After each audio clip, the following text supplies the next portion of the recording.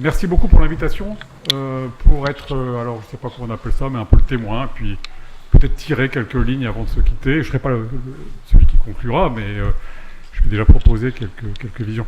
D'abord, d'où je parle, hein, je suis Yves-Marie Paulet, je suis professeur à l'Université de Bretagne occidentale. Je suis biologiste écologue, il y a une quarantaine d'années que je suis sur les questions d'écosystèmes marins. J'ai commencé ma thèse sur la coquille Saint-Jacques de la baie de Saint-Brieuc, où j'ai travaillé pendant 5 ans. Et depuis, je n'ai pas arrêté, et je dirais que mes recherches ont pris un virage à la fin des années 90, quand l'évidence de dysfonctionnement écologique des espèces marines liées à des impacts continentaux nous pétait à la figure, notamment à travers les changements dans le plancton. J'y reviendrai parce qu'on a parlé un peu du plancton au début de journée, oui, on en a parlé à l'introduction, puis on n'est pas beaucoup revenu, mais j'en parlerai tout à l'heure à cette occasion-là. Donc c'était l'évidence de ce lien terre-mer pour des systèmes qu'on appelait des écosystèmes marins côtiers.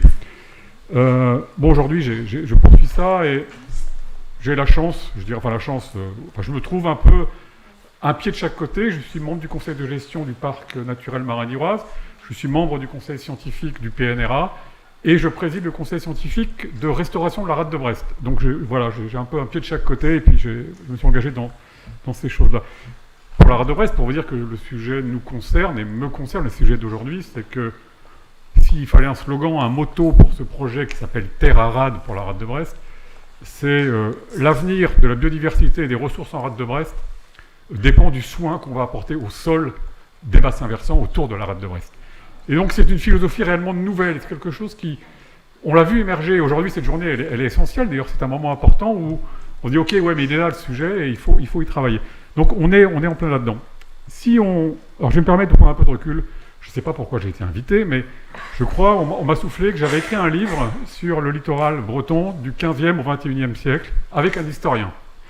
Et on a réfléchi un peu toutes ces questions. Comment ça évolue, ce système, à l'interface terre-mer? Est-ce que c'est vraiment une interface ou est-ce que c'est autre chose? Et en fait, on a pu dresser un peu des grands traits d'une histoire de ce terre-mer, notamment que le 19e siècle, en fait, c'est le siècle d'une société, on va dire, qu'avec mon collègue donc Gérard Le Bouedec, avec qui j'écris ce travail, c'est le siècle d'une société agro-marine. Jusqu'à un moment, et le virage, il est probablement assez précisément là, quand on s'aperçoit que les productions marines qui étaient utiles pour l'agriculture, les goémons, le merle, les sables coquillers, les tangues, etc., tout ce qui pouvait servir à produire un sol, et on a créé un sol avec tout ça en Bretagne, on a créé un sol extrêmement fertile, qu'on a commencé à le remplacer par d'autres choses. Et la première chose, c'était d'abord le guano, Chili, Pérou, les clippers qui ramenaient à Nantes de la matière, des nitrates, des phosphates, qui profitaient du canal de Nantes à Brest pour distribuer un peu dans toute une large partie de la Bretagne des productions coloniales. Ça, c'est le premier virage. Le second virage, en fait, qui va disloquer cette communauté agro-marine, on peut la placer entre les deux guerres mondiales, mais probablement juste à la fin de la seconde, plus qu'entre les deux, c'est le réinvestissement de tout ce qui est créativité militaire, je dirais, des deux guerres, pour l'agriculture. C'est les nitrates. Hein. On met au point un système de création par synthèse des nitrates pour faire des explosifs. La guerre s'arrête, qu'est-ce qu'on fait? On va les mettre dans les champs, parce que ça fait de l'engrais. C'est le même procédé de production, avec une promotion, un marketing extraordinaire. Donc finalement, les productions marines qui servaient à l'agriculture deviennent une mémoire anecdotique, et maintenant un folklore, en fait. Et puis on finit par réguler de toute façon, comme pour le merle, hein, l'exploitation du merle pour les engrais. Donc il y a toute cette histoire, cette décomposition finalement de la communauté du terre-mer au cours d'un siècle, qui va commencer à la fin du 19e et qui aboutit donc à la fin du 20e. Je dirais qu'au-delà de cette histoire, et là je change un peu de partition, j'aurais tendance à dire qu'il y a une malédiction du continuum terre-mer. Et la malédiction, c'est... Alors, je ne sais pas si qui en est le responsable, mais c'est la gravitation universelle. C'est Newton, c'est la pomme. Parce qu'en fait, tout va dans un seul sens. Tout descend. Tout descend, on en a reparlé tout à l'heure. Et je pense que ça, c'est un vrai sujet. C'est qu'on n'a pas un continuum terre-mer qui serait un ensemble écologique, humain, qu'on se partage équitablement et auquel on réfléchit. Non. On a des intérêts extrêmement différents parce que tout dévale la pente. Et évidemment, la problématique que l'on porte aujourd'hui, vue du haut du bassin versant, n'est pas du tout de la même nature que vue du pêcheur en système côtier. On n'a pas du tout de communauté d'intérêt évidente. Au contraire, et aujourd'hui on en est où justement, dans la mesure où ces communautés humaines se sont disloquées, on en est plutôt à l'époque des tensions. Des tensions. La limite terre-mer est une limite, ce n'est pas une interface, est un trait de côte, on l'a appelé comme ça, un trait qui limite deux mondes, et deux mondes qui ont du mal à s'entendre. Donc ça, j'appelle ça un peu la malédiction, parce qu'imaginons qu'il n'y ait pas de gravité universelle, qu'on n'ait pas eu Newton, qu'est-ce que ça veut dire? C'est-à-dire que la pollution que je produis, elle reste là où je suis. Et on aurait beaucoup moins de pollution dans ce cas-là. On aurait beaucoup moins de pollution, là, très, parce qu'elle est à nos pieds. Là, elle s'en va. Donc là, c'est un peu une malédiction, mais ça demande un effort culturel et un effort d'énergie à mettre en œuvre pour contrer tout ça. Voilà, donc c'est une forme de dissymétrie. On n'a pas le même regard. Et ce que je dis pour un agriculteur, un pêcheur, c'est vrai pour les scientifiques. Ça, je connais assez bien les communautés scientifiques, notamment bretonnes, avec un pôle de recherche important à Rennes, un pôle de recherche important à Brest, l'un sur le terrestre, entre guillemets, l'autre sur la mer. Et en fait, il y a peu de communautés d'intérêt entre les deux. Le scientifique de la mer veut savoir qu'est-ce qui se passe dans le bassin versant, qu'est-ce qui m'arrive dedans, dans mon écosystème. Mais la question n'est pas du tout posée comme ça par celui qui gère un bocage ou qui se pose des questions sur la biodiversité du sol. Donc il y a aussi une absence de communauté scientifique ou une pauvreté de la communauté scientifique du terre-mer. Et ça, c'est aussi une construction qu'il va nous falloir faire avancer. Voilà, c'est quelques généralités qui reprennent des idées qu'on a vues aujourd'hui. Sur les tables rondes, je vais revenir par quelques points qui m'ont... bon, il y a plein de choses, il y aura un rapport, hein, je pense, détaillé de tout ça, je ne vais pas m'amuser. Certains vont être vexés parce qu'on ne parle pas de... Mais je vais quand même dire quelques trucs qui m'ont beaucoup intéressé. Dans l'introduction, donc je crois que c'est le vice-président de la région, M. Kuef, a parlé du plancton. Il a mis les pieds dans le plancton tout de suite. Je trouvais ça très intéressant et on a revu ça après parce que on s'aperçoit bien que les algues vertes font un peu écran à tous les problèmes. Mais il y a des problèmes plus complexes de ce qu'on ne voit pas.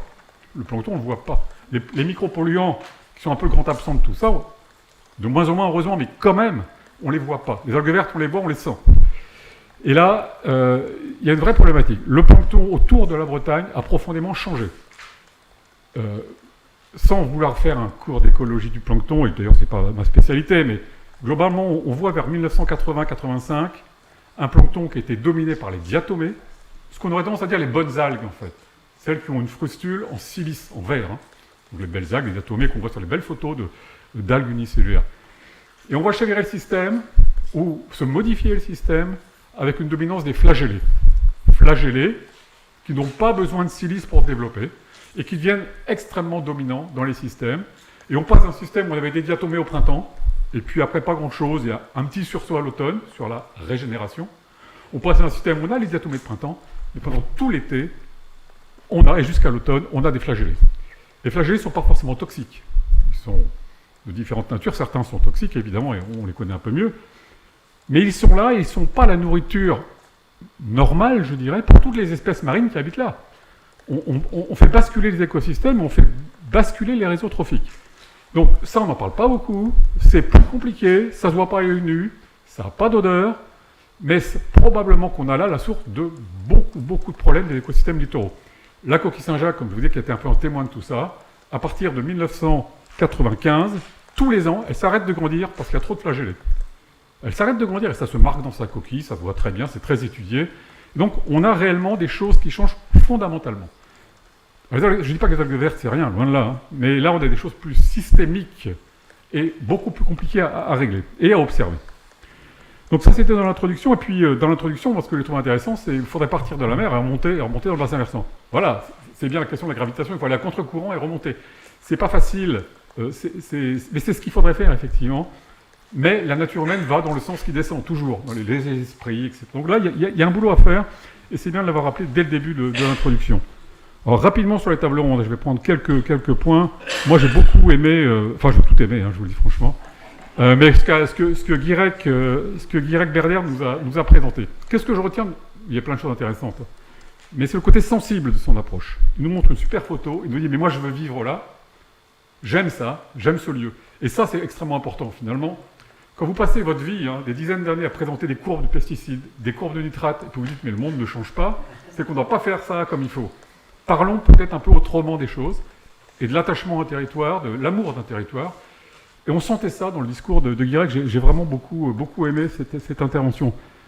Après, nos collègues du SAGE sont intervenus sur le cas de l'étude de vulnérabilité pour les côtes par ici.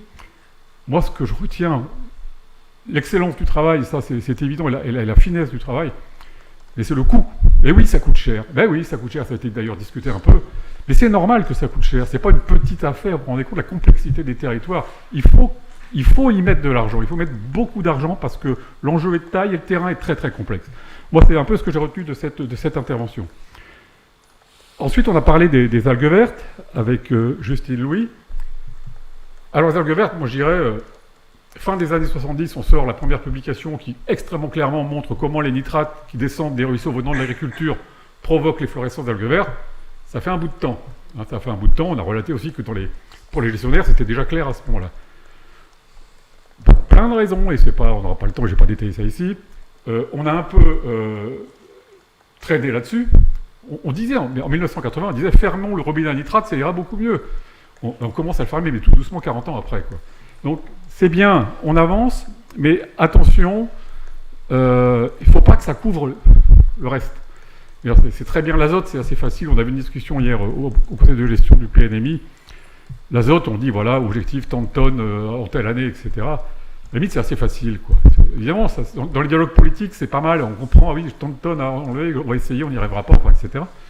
En fait, il faut aller en finesse dans les choses. Et les algues vertes, c'était intéressant ce matin de voir comment, enfin, je dirais, enfin, ça a commencé une dizaine d'années pour les scientifiques, mais on regarde bien ce que provoquent les algues vertes quand elles se déposent en matte sur les vases, sur les sables, etc.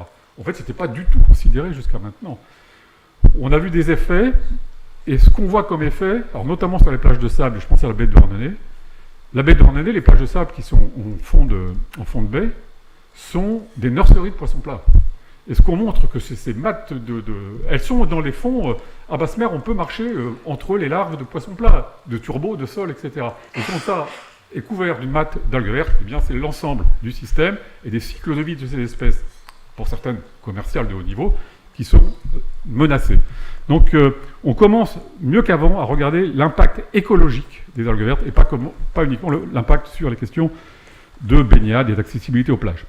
La deuxième table ronde sur les écosystèmes, elle était également extrêmement intéressante. Moi j'ai beaucoup aimé qu'on parle tout de suite avec Gaël Le Prévost de cette question des migrateurs. En fait, la difficulté de faire du terre-mer un continuum écologique, c'est qu'en fait, les espèces marines ne remontent pas tellement sur les terres.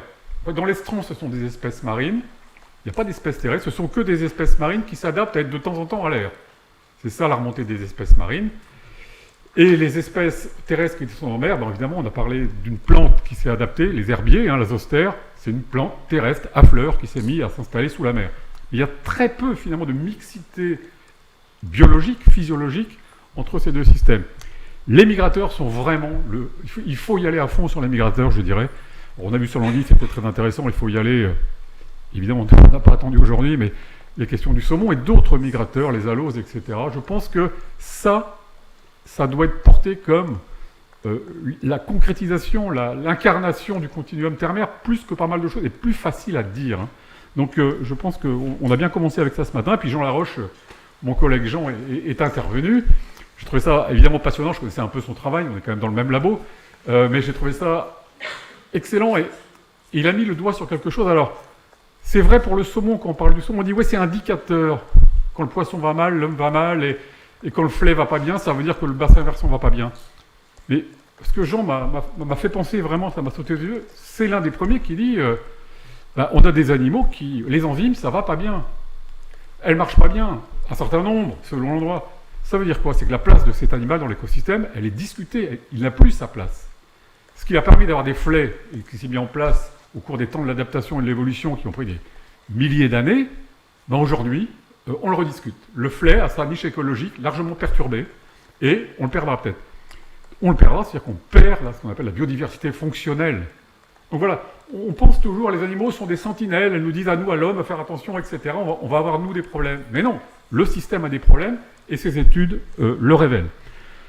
Enfin, dans cette table, on avait donc l'intervention de Gladys Dodin, sur les herbiers. Évidemment, c'est super voir le soin qu'on apporte à la connaissance, et c'est vraiment magnifique. On aurait pu parler un peu plus longtemps, ou c'est peut-être pas le lieu, du rôle de ces herbiers pour la séquestration du carbone. Globalement, d'ailleurs, la question climatique et séquestration du carbone par les systèmes terre-mer, On en a peu parlé. C'était peut-être pas le sujet d'aujourd'hui, mais c'est aussi un vrai sujet, puisque le terre-mer est très impacté par le changement climatique. Mais rappelons-nous donc que ces herbiers, c'est un des rares systèmes dont on est sûr qu'il a une grosse efficacité pour récupérer du carbone. Les herbiers sont une plante, c'est-à-dire comme à la différence des algues, les herbiers ont des racines, d'accord ? Ces racines, ce sont des rhizomes, et c'est de la matière organique qui est très concentrée, qui est conservée. Donc ce sont des puits de carbone, et à ce titre-là, ils sont, au-delà de leur écologie, de leur biodiversité, extrêmement importants.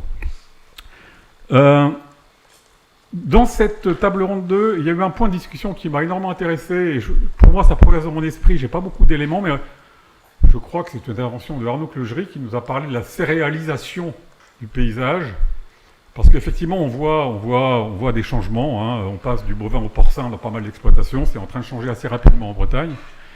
C'est très intéressant, parce que quand on passe d'une prairie pâturée par des bovins à ce qui est souvent le cas, pas toujours, une culture de maïs sur les mêmes surfaces, on change tout. Hein. Okay, on change la vitesse à laquelle l'azote va descendre dans les ruisseaux, à laquelle les matières en particulier vont descendre, etc. Donc, il y a des questions de paysage, mais il y a vraiment des questions d'écologie derrière ça, et il faudrait vraiment y penser. Parce qu'on fait souvent des bilans d'azote, on dit tant d'azote à l'hectare, mais c'est pas la même chose quand c'est un hectare de prairie et un hectare de maïs. Donc ça, puis le maïs, il y a d'autres choses qu'on met avec, mais je vais pas étayer. La table ronde numéro 3, celle de notre après-midi, s'adapter, bon, elle était au même titre que les autres, très, très intéressante. Moi, j'ai trouvé que l'exposé de notre ami Benoît Alain était particulièrement pertinent. Et finalement, ce que je retiens, c'est qu'il nous a dit à un moment, mais ce que je fais, ça a un prix. Et je dis, mais quel prix ? À quelle échelle de temps, d'espace ? Donc moi, je dis, c'est quoi le vrai prix ? Donc là, et ce qui m'inquiète, et je ne suis pas spécialiste ni tellement dans ces questions-là, c'est que j'ai l'impression qu'on n'avance pas. J'entendais exactement les mêmes choses il y a 20 ans. Hein. Le juste prix, les externalités négatives, je pense aux travaux de Jean Boncoeur, de Pierre Rousseau, etc. J'ai l'impression qu'on a une PAC qui est assez immuable dans ses grands principes, et ça, c'est quand même sacrément inquiétant. Et j'ai beaucoup, évidemment, avec beaucoup d'intérêt, en plus c'est un peu mon pays, écouté le travail fait à Guissény par son maire et son équipe, Raphaël Rapin, et puis Louisa qui nous a parlé de la CCPI, qui est la communauté de communes du Pays d'Iroise, qui est spécialement mon pays. Je vois le raffinement du travail, je trouve ça très bien. Il y a une espèce d'acceptation de la complexité, le refus du bon sens simple. C'est très complexe en fait. Quand on parlait de 23 territoires sur la commune de Guissény, etc., chacun avec ses particularités, ben oui, c'est ça le problème. Il faut l'aborder comme ça, donc accepter la complexité. C'est le problème de la Bretagne et la chance, on l'aime bien la Bretagne. Hein. Mandelbrot, le grand mathématicien, Benoît Mandelbrot disait la Bretagne, si on commence à la regarder de près et à mesurer, la distance de son littoral, la longueur de son littoral tend vers l'infini. C'est fractal la Bretagne, c'est comme ça. Donc, et j'ai trouvé ça très intéressant finalement, cette volonté, cette capacité d'aller regarder les choses dans leur complexité. Alors je me suis dit aussi, il y a quelque chose qui quand même, il y a de l'injustice, parce qu'ils ont une université, souvent l'UBO a été cité. Parce que c'est pratique quand on est à Saint-Renan ou quand on est à Guissény, bon, l'université c'est à côté. Il y a ça, il y a aussi que pour l'université, c'était un chantier d'études depuis 40 ans, hein, ces zones-là. Donc il y avait de la matière, quoi. La question que je me pose, c'est comment on fait pour que tout le monde profite de tout ça. On en a parlé à plusieurs reprises. Hein. Comment on fait percoler la connaissance, comment on est aidé, comment on est guidé quand on n'a pas l'université à côté de la porte. Donc ça, c'est un sujet, c'est une question. Je pense que c'est une question générale, hein, dans nos sociétés, comment la connaissance est utile à la gouvernance. Voilà un peu ce que moi j'ai retenu de notre journée. Sur la gouvernance, je vais peut-être finir un peu là-dessus. Je me dis que notre défi, c'est de retrouver les bons périmètres. Les bons périmètres... Alors, je pense qu'on peut s'appuyer. Il y a des études, et je pense qu'ici, il y a des géographes ou des sociologues ici qui connaissent ça, mais c'est ce qu'on appelle les biorégions. C'est-à-dire de définir des gouvernances. Alors, les biorégions, il y a eu pas mal de théorisation, il y a des écrits, surtout américains et italiens. Il y a quelques français, mais c'est cette idée qu'on doit mettre en place des gouvernances sur des territoires écologiquement cohérents. C'est ça le défi que l'on a, en fait. Hein. Une vraie gouvernance. Alors, je ne dis pas que tout ce qui existe ne sert à rien, loin de là, mais une vraie gouvernance. On sait ce qu'on représente dans la gouvernance, on connaît de légitimité et on a des leviers. Les leviers, c'est... Alors typiquement, si on prend un exemple, et souvent c'est cité en exemple, c'est pas le paradis sur Terre, mais c'est intéressant, c'est ce qui se passe au parc marin d'Iroise, qui peut émettre des avis conformes sur son périmètre. Un avis conforme, ça veut dire, non, on ne fera pas cette installation, non, on ne construira pas... C'est des pouvoirs. Et je pense que En Bretagne, on est quand même un lieu d'expérimentation très important pour ces questions de gouvernance de l'environnement. On est même, avec les grandes associations comme la SOPNB, puis Bretagne Vivante, avec la PPSB, puis Eaux-Rivières, on est des lieux où on pense la protection des systèmes, la protection des environnements. Je pense qu'il faudrait être force de proposition, peut-être aller vers la région, pour penser des gouvernances sur des territoires écologiquement cohérents. Mais des gouvernances, j'entends bien. J'ai vu qu'on avait, je crois qu'on a eu une présentation d'un document qui est sûrement intéressant, qui montre la complexité de tout ça. Il faut décomplexifier la gouvernance pour lui rendre toute sa force. Et puis pour tout à fait finir, après avoir parlé de ces biorégions, moi je reviens sur ce que j'ai dit au début, sur ce qu'on a dit sur la sensibilité, même l'émotion du paysage. Je pense que c'est une clé importante de l'avenir. On sait que certains ont déjà construit autour de ça. Je sais que Eaux-Rivières a une vraie démarche autour du culturel, de l'esthétique, de l'artistique autour de ce que l'on vit. Et je vous invite, je vous conseille, on va se permettre quand même, mais je vous invite à lire les auteurs japonais. Certains connaissent sans doute un auteur qui a écrit un livre qui s'appelle « La forêt amante de la mer ». C'est un bouquin tout à fait passionnant de Hatakeyama Shizetsu. Bon, c'est pas un copain, mais je connais à peu près son nom. C'est fabuleux, il a été traduit en français il n'y a pas longtemps. Et en fait, je raconte en 2 mots l'histoire et puis je m'arrête. Ce sont des ostréiculteurs qui commencent à voir leurs huîtres qui vont mal. Mauvaise croissance, mortalité, etc. Et crac, crac, crac, assez vite, ils voient qu'il y a eu des changements importants sur les bassins versants, notamment des déboisements. C'est une démarche qui a pris des années, menée par quelques ostréiculteurs, je trouve extrêmement lumineux finalement, qui a abouti à la mise en place d'importantes ONG au Japon, pilotées par des pêcheurs pour reboiser les pentes des montagnes. Et ce sont des groupes formés par des pêcheurs et des agriculteurs qui se sont mis d'accord, qui vont reboiser sur les bassins versants. Je trouve que c'est magnifique. En plus, il y a toute la poésie, la culture japonaise dans cet écrit. Je vous conseille vivement. J'ai pas d'intérêt sur la vente du bouquin, hein, ne vous inquiétez pas. Et donc, La forêt amante de la mer, c'est une très bonne inspiration pour nous.